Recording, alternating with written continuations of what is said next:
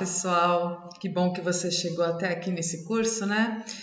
E confesso a vocês que quando eu me considerava uma boa professora, lá na década de 90, né? Já se vão aí mais de 30 anos na sala de aula, mas eu me considerava uma boa professora, eu conseguia concluir o livro certinho, tudo feito, as crianças operando, né, na minha mente perfeitamente, elas faziam os cálculos certinho, alinhavam unidade embaixo de unidade, dezena embaixo de dezena.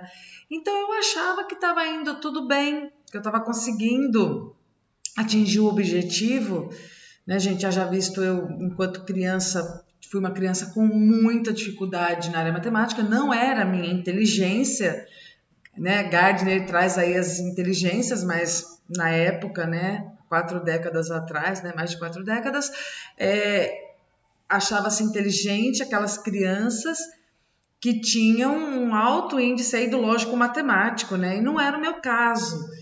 Então, eu sofri muito com a matemática. E quando eu cheguei lá no magistério, no qual eu fui para o magistério, justamente porque eu não queria ter a disciplina de física, de química, biologia.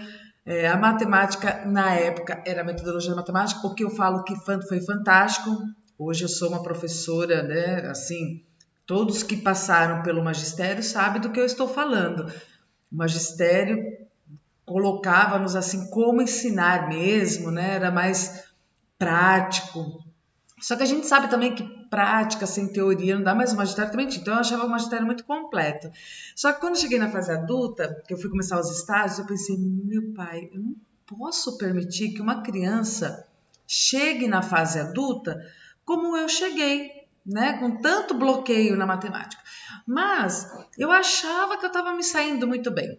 Até que eu fui me deparar com alguns livros da Constance Camille. Ela tem uma série, né, de livros, é A Criança e o Número, Reinventando a Aritmética, depois ela tem Crianças Pequenas Continuam Reinventando a Aritmética, e assim vai. Ela tem vários livros aí na área matemática, e eu comecei com A Criança e o Número, e ali foi fantástico, porque é bem para educação infantil, tá? Mostra ali como a gente faz para começar a desenvolver o pensamento lógico da criança.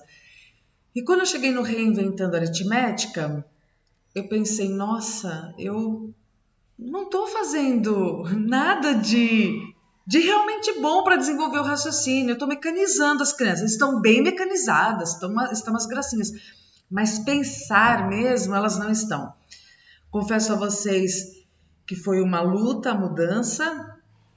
Eu abandonei aquele uso intenso de livro na sala de aula. Claro, foram usados sim, eles iam como uma tarefa de casa e as crianças faziam tranquilamente as atividades, mas em sala de aula eu sempre me ocupei mais aos jogos, às situações, né, do dia a dia deles, trazendo cálculos matemáticos, o pensar, o refletir, o analisar, e foi uma metamorfose.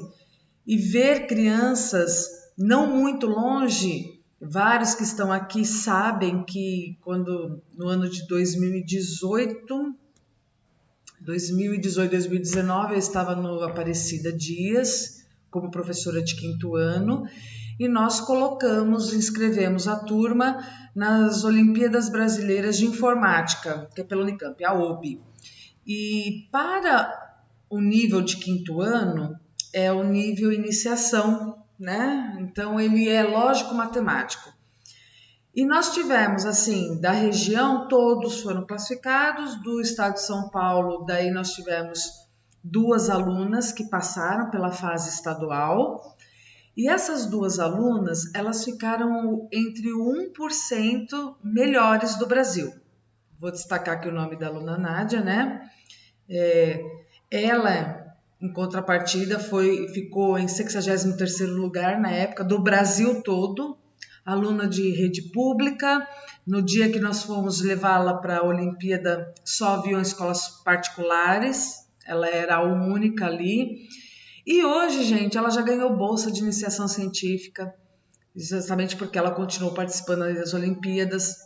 Eu também quero falar do aluno Henrique, aluno de segundo ano, tá?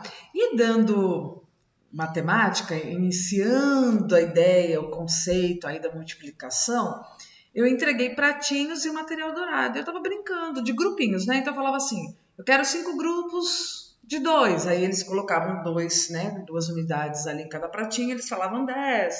Daqui a pouco eu vi que o Henrique parou, ele encostou a cabecinha na parede e ele parou de fazer.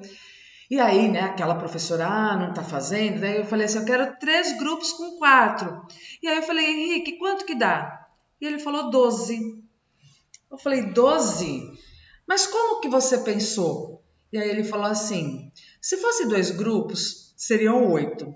O dobro disso seria 16, mas você não pediu 4, você pediu 3, então eu tirei 4 e ficou 12. Levei um susto, né? Eu falei assim, calma aí, repete, até mesmo porque eu queria decorar o pensamento dele. Ele falou, professora, 2 grupos dariam 8. O dobro disso, né, seria 16, que seria 8 mais 8, professora. Só que você não pediu 4 grupos, você pediu só 3. Então eu tirei 4 dos 16 e ficaram 12. Pensei, uau, que raciocínio! E aí eu perguntei, alguém pensou de um outro jeito? E aí eu tive, né, era a Isabela, ela fez assim, eu coloquei 4 em cada pratinho, contei e deu 12. Eu, muito bom, alguém... Então, a questão do pensamento, quando o Henrique falou, as crianças começaram, e aí umas ficaram com uma cara, e depois assim, gente, vocês concordam com o pensamento que o Henrique teve? E aí o outro fala assim, no começo eu não entendi, mas agora que ele falou direitinho, eu entendi, eu concordo sim. E não é que é isso mesmo, professora, porque o dobro de 8 é 16. Então, é fantástico você ver como as crianças, elas vão além do que a gente espera quando a gente não mecaniza a criança nas séries iniciais. Porque as séries iniciais são as séries que nós estamos desenvolvendo as estruturas do pensamento delas. Aí vocês podem falar, mas o aluno tem que ter, ok, ele tem uma habilidade maior no lógico matemático, sim, mas tudo vai da forma como a gente trabalha em sala de aula. Então, essa metamorfose que faz com a gente é muito bacana. Por que eu estou trazendo essa história? Porque o capítulo 9 do livro, que é o qual o curso está embasado, ele traz a história da Linda Joseph. Ela relata que ela se achava... Então, quando eu li, entrei em contato com a experiência dela, eu me vi ali também como professora, mas eu vou falar bem rapidinho para vocês, em poucas palavras, a fala dela, né?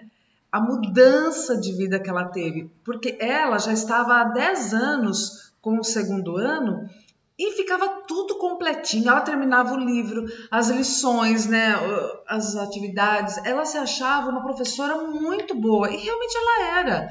Só que quando a Constance Camus chegou a ela e colocou o desafio de trabalhar mais o lúdico, situações do cotidiano, situações do dia a dia em sala de aula, ela baqueou um pouco, porque ela pensava assim, ué, mas eu sou uma boa professora. E aí, quando ela colocou em prática as orientações da Constance Camus, ela viu a mudança. E vocês vão ler, né, essa história da Linda Joseph, que se encontra aí no capítulo 9, tá bom, pessoal? E aí, nós vamos querer, assim, nós queremos que você conte um pouquinho sobre a sua história enquanto professor, tá bom? Um abraço a todos!